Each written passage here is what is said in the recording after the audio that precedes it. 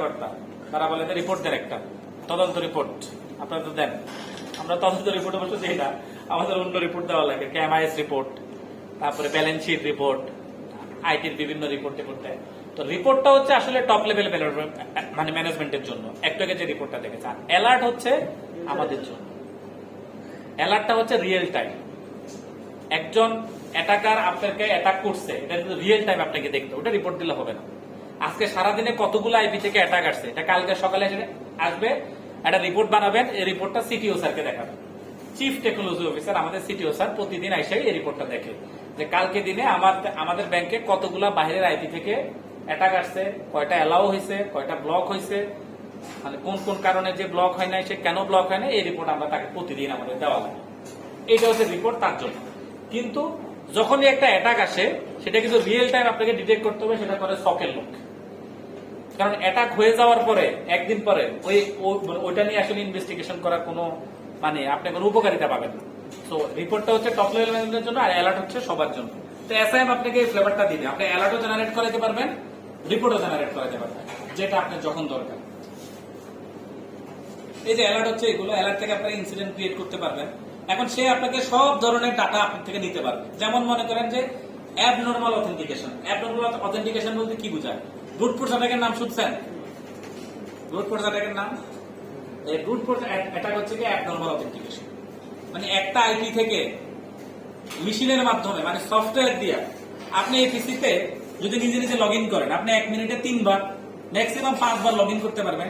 কিন্তু আপনি একটা অটোমেটেড একটা প্রোগ্রামিং করে দেন, বা কালি লিনাক্স দিয়ে আপনি মেটাস্প্লয়েট দিয়ে ব্রুট অ্যাটাক করে দেখবেন 1 মিনিটে সে 100 বার করে। সো এই ধরনের ডাটা, মানে কোনটা মানুষ করে, মানে কোন প্যাটার্নটা মানুষ করে, কোন প্যাটার্নটা মেশিন করে, সেটাকে সে আইডেন্টিফাই করতে পারে অ্যাবনর্মাল অথেন্টিকেশন। তারপরে হচ্ছে ডাটা এক্সপ্লয়টেশন। ডাটা এক্সপ্লয়টেশন তো বুঝেন? আচ্ছা, কোন আইপি দিয়ে অ্যাটাক করা হয়েছে এটা বোঝা যাবে? হ্যাঁ, অবশ্যই। কোন আইপি থেকে আসছে, কোন মানে ব্রুট ইউজার। ফোর্স অ্যাটাক তো আইপি চেঞ্জ করে না, যদি ভিপিএন দিয়ে করে। এখন আপনি যদি ভিপিএন করে ফেলেন, তাহলে আপনি ভিপিএন এর আইপিটা পাবেন। আপনি যদি সোর্স আইপি চান, that is also possible. F5 যদি আপনারা ইউজ করেন, F5 এ একটা অপশন থাকে SNAT। SNAT যদি এনাবল করে দেন, সোর্স আইপিও চলে আসে। বুঝতে পারছেন? আচ্ছা, ডাটা এক্সফিল্টারে মানুষের একটা ট্রান্সফার করা। না, লুকানোর ওয়ে কেন থাকে ভাই? চুরি করার যেরকম ওয়ে আছে, চুরিকে ঠেকানোর ওয়ে আছে। প্রবলেম হলে আপনি চুরি ঠেকাতে চান কিনা।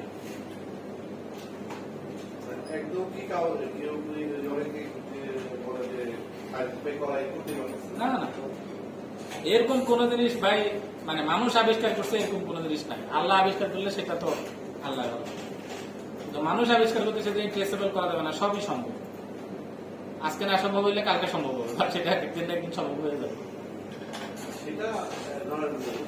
বাট আপনি যদি সোর্স, আপনি যদি নেটিং করেন, এখন সব এগুলো সবই ট্রেস করা যায়। এই প্রবলেম আমরা পাইছি ভাই। আমি আপনাদেরকে বলি এটা আমরা কিভাবে বের করি। সেটা হচ্ছে কি, আমাদের ব্যাংকে এজেন্ট ব্যাংকিং নামে একটা ব্যাংকিং আছে।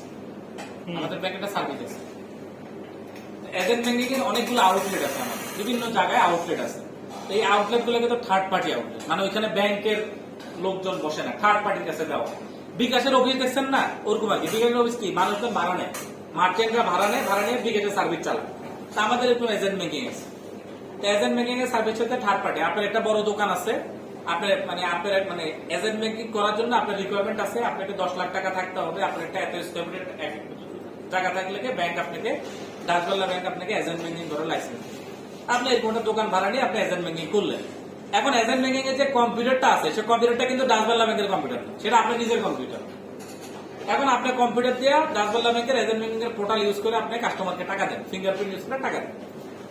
এখন আমরা একবার দেখলাম কি, কুসম্ভবত কুড়িগ্রামের দিকে একটা ঘটনা ঘটছিল। সেই লোক খুব চালাক। সেই লোক কি করলো, টর ব্রাউজার ইউজ করি না আমরা চুরি করার লাগে, টর ব্রাউজার ইউজ করতেছে। টর ব্রাউজার তো ভিপিএন ব্রাউজার, এটা দিলে আইপি টাইপি সব চেঞ্জ করে। সে টর ব্রাউজার দিয়ে ওই করে ঢুকে। আমরা না এটা খুঁজে পাই না। আমরা দেখি যে কিরে এই আইপি থেকে রিকোয়েস্ট আছে, এটা কোন আইপি? টর ব্রাউজার দিয়ে করলেই তো আপনার আইপি চেঞ্জ হয়ে যাবে। তো নর্মালি তো ওই আইপি থেকে রিকোয়েস্ট আসারই কথা না, কারণ আমাদের জিও লোকেশন অন। আপনি বাংলাদেশের বাইরে কোনো আইপি থেকে আসলে আপনার রিকোয়েস্ট আসারই কথা। আমরা দেখলাম রিকোয়েস্ট আসে, কিন্তু আমরা আইডেন্টিফাই করতে পারতেছি না করতে গেলে। তখন আমরা আমাদের একটা ডিভাইস আছে F5, মানে এটা হচ্ছে একটা ওয়েব অ্যাপ্লিকেশন ফায়ারওয়াল বলে আর কি এটাকে। এটাতে আমরা এসনেট মানে সোর্স নেটটা এনেবল করে দিলাম। তখন আমরা ঠিকই পাইলাম যে কোন আইপি থেকে ভিপিএন করার আগের আইপিটা কি ছিল সেটা ট্রেস করে। তখন আমরা দেখছি যে কুড়িগ্রামের আইপি। পরবর্তীতে তাকে জানানো হয়েছে এবং তাকে জানানোর পরে তখন আমরা অ্যাপ্লিকেশনও চেঞ্জ করছি যে কেউ যদি নেট করে মানে কেউ যদি ভিপিএন ইউজ করে তাহলে ওই অ্যাপ্লিকেশন চলবেই। এটা আমরা এনেবল করি। বুঝতে পারছেন? তো এটা বের করা যায়, সবই বের করা যায়। VPN ইউজ করলে তো আমার এই পিসির আইপিটা সার্ভারে VPN এর সার্ভারে যাবে, ওই সার্ভার থেকে অ্যাকচুয়ালি এখান থেকে করতে হবে। হ্যাঁ, সার্ভারে একটা আইপি পুল দেওয়া আছে, সেখান থেকে আইপি পুল আসবে। কিন্তু আইপিটা আসে হচ্ছে গিয়া মানে এখানে হচ্ছে যে আমার আইপিটা যায় সার্ভারে, হ্যাঁ, VPN এর সার্ভারে। VPN এর সার্ভারে। VPN এর সার্ভার থেকে আমার রিকোয়েস্টটা সেন্ড করে আছে ভিপিএন সার্ভার মানে ওই যে পুলের আইপি আছে। তাহলে ভিপিএন পুলের কাছে যে আইপিটা আছে সেটা পর্যন্ত আমরা পাই, কিন্তু ওই আইপিটা তো নেট করা মানে সে তো এটাকে ভিপিএন করে রাখছে, ওই সোর্স আইপিটা আমরা পাইনি। তখন আমাদের একটা এফআই বসানো আছে যেটা হচ্ছে ভিপিএন আর এটার মাঝখানে, তখন তাকে আমরা এনেবল করে দিচ্ছি। সে কি করে তার একটা লুপ আগে থেকে যেটা ছিল সেটাও সে কালেক্ট করে নিয়ে আসে। এটাকে এসনেট একটা সার্ভিস আছে, সোর্স নেট আইপি মানে সোর্সটা যে নেট করা হয়েছে সেটার আগের আইপিটা কি ছিল সেটাও সে ট্রেস করে নিয়ে আসে। তো টেকনোলজিক্যালি আসলে সবই পসিবল। এখন সেটাও মানে দেখি নাই, এটা হয়তো জিজ্ঞেস করতে হবে আমাদের। VPN এর সার্ভারের সঙ্গে আমার ঠিক আছে, আমি তো জার্মান 80 পর্যন্ত বলি। ঠিক আছে, তাহলে আমি আইটি ফিল্ডে আসলে এইভাবেই খেলাধুলা করে। যেমন আমি আপনাদেরকে বলি, এই যে একটু আগে বললাম হচ্ছে আপনাকে এই যে ব্রুট ফোর্স অ্যাটাকের কথা বলি, বাট আপনার ডস অ্যাটাকের কথা চিন্তা করেন।